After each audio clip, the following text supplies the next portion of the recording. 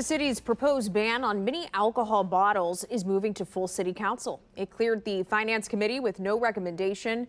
Tonight, we're asking whether the city has the legal authority to make it stick. It specifically targets the neighborhoods that are on your screen right now.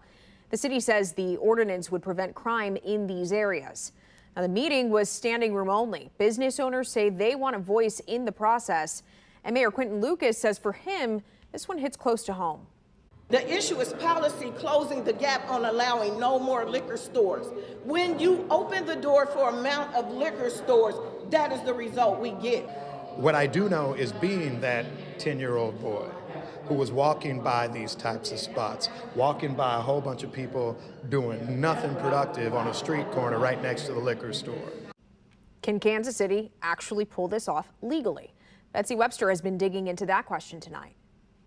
We're talking about the little shooter bottles as well as the half pints, anything less than 200 milliliters, plus tall boys, any single serve beer, in fact, like this Tank 7. They would be banned for sale in stores like this, but not citywide.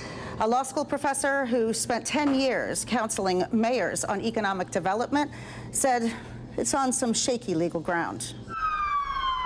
They call them impact areas. They're areas in distress, facing disparate impact, and therefore allowed to be treated differently. But this version is unusual. And that usually means that they're going to direct resources to that community to help solve that issue.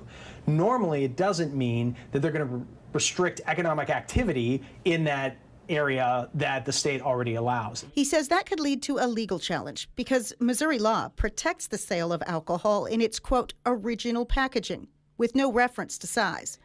Then you have exemptions for bigger stores that get at least 70% of their sales from non-alcohol products.